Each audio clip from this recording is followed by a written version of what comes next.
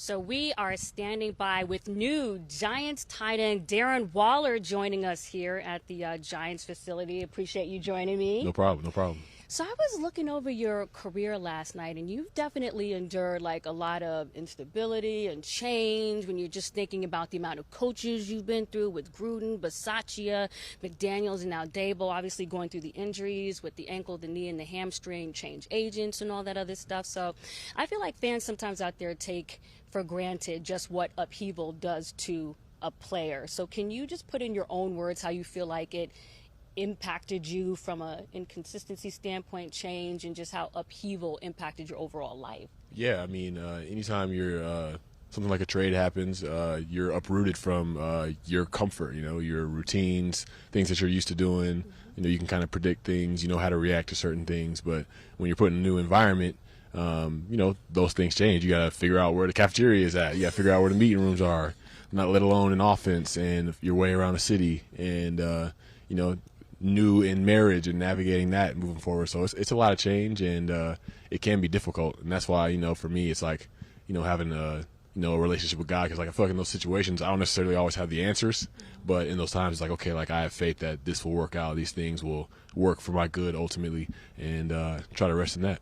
I love that. I love that. And speaking of marriage, I know that you were very adamant that nothing was going to stop you from getting married to Kelsey Plum during the bye week last year. And I'm just curious from a personal standpoint, how did marriage just even settle you and just, participate in your evolution and progress as a man? Yeah, I mean, it gives you a lifelong partner, somebody that's in your corner, no matter if you go out there and every pass hits off your chest and hits on the ground. You got somebody there that doesn't care about those things. They care about you, love you unconditionally, and you navigate the challenges of life just as friends, as lovers, as partners. And I don't think there's anything that's more valuable than that.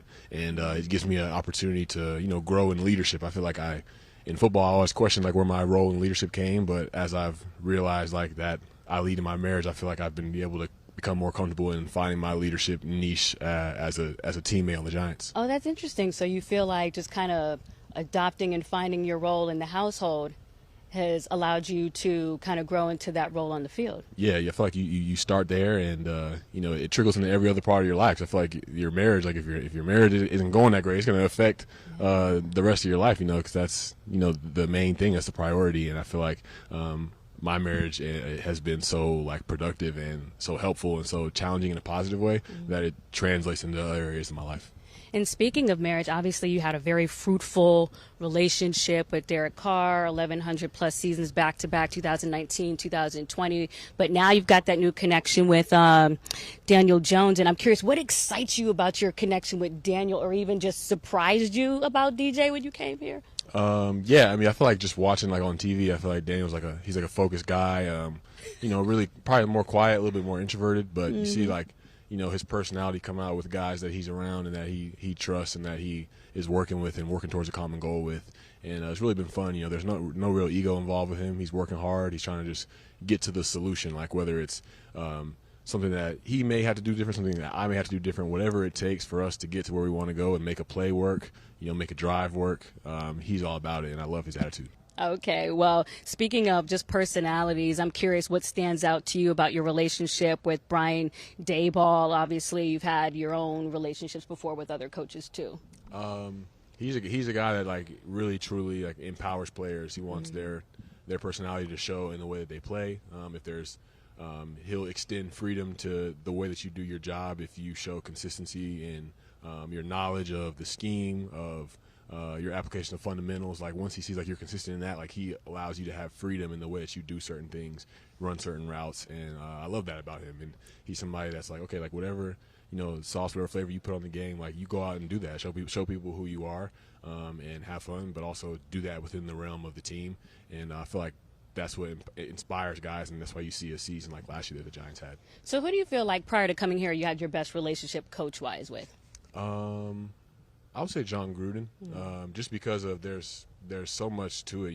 There's when they claimed me from the Ravens practice squad, it was nobody really wanted to touch me. My track record before that was suspensions from substance abuse. Mm-hmm. And anytime I was in games, you know, I dropped more passes than I caught pretty much. So they really took a chance on me and gave me an opportunity to succeed and step in and produce right away. And so I really felt like that was something that's like, I don't want to let this guy down. And it was just a lot of laughter, a lot of fun each and every day, a lot of energy, enjoy showing up to work. So I'll probably say Coach Gruden. And you feel like you're getting that here as far as, you know, in your new budding rapport with Daboll, and especially in terms of the plans for how he is going to utilize you. Although you've been, you know, in the slot and you've been out wide before in terms of the versatility, but I'm curious, how much of that are you seeing that here? And is there anything different that you can underline as far as what you anticipate as far as how they're going to utilize you? Yeah, no, I definitely see the versatility here. They challenge me to do things that, you know, things I've done in the past, but also things that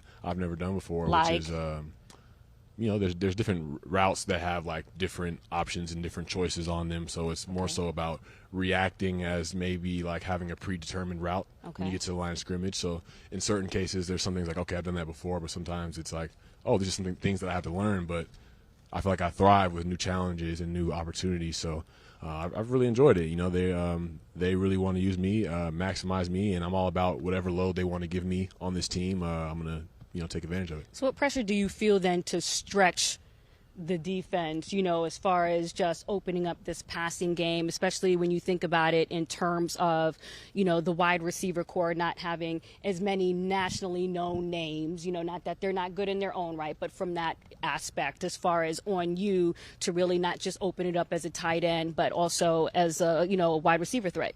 Yeah, I don't really feel pressure in that regard. I just feel like I just go out on the field and do what, you know, God's given me the ability to do, and that's you know, make plays, make explosive plays, and do that consistently.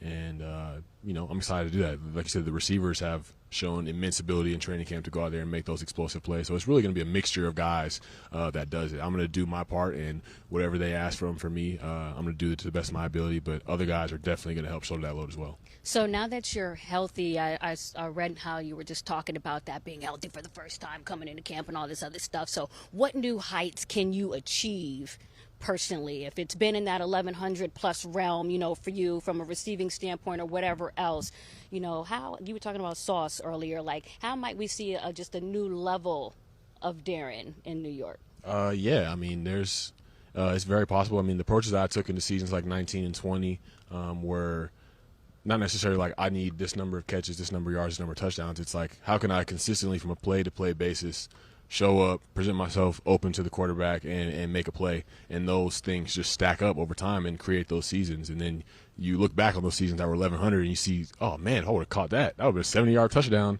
Like you see, like, okay, this could have been like 1,300, 1,400. So it's never really about the statistical goals for me. It's really more so about, you know, what I'm embodying every time I step on the field. And if I'm in that space and just present to the moment, I feel like I'm capable of great things. It's okay to say I'm going to get 1,500 yards, 15 touchdowns. It's okay. You're with JoJo. It's okay. Okay. But look, you know, obviously I just want to wrap up on a couple things here. You're in New York. It's a whole new town for you. I mean, what's been the coolest aspects about just being in this city that you can share? Don't worry, the coach is not going to watch this interview, so you can just go ahead and tell me. For me, I'm more chill. So I have a view. I'm in Weehawken, and I have a view of like Midtown Manhattan from my balcony at my condo, and I love sitting out there and just chilling. And then so you just sit on the balcony, that's it?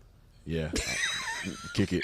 I'll go somewhere. I'll go somewhere and eat with a couple guys on the team. But yeah, I don't really do a whole lot. Okay, that's fine. And then I'm just curious. Lastly, what message do you have to send out there to people who, you know, maybe just feel like the Giants last season were, you know, maybe overperformed or what have you? And there's been so many, you know, stars that have been gathered up on different teams. So what message do you have to send to the rest of the league about what the Giants are capable of this season? I mean, the Giants are capable of great things. The Giants are capable of great balance from offense to defense throughout the team, from an offensive standpoint, running the football, passing the football. I mean, every chance we step on the field, we believe that we have a chance to win. We feel like we can win that game. So whatever that ends up looking like record-wise, you know, it's tough to win in this league, but you're going to get a team that puts forth great effort, that's demanding greatness, and from there, I feel like we have a good chance to do whatever we want to do. All right, well, you know, from Mr. I just chill on my balcony, Darren Waller with Josina Anderson, back to you guys.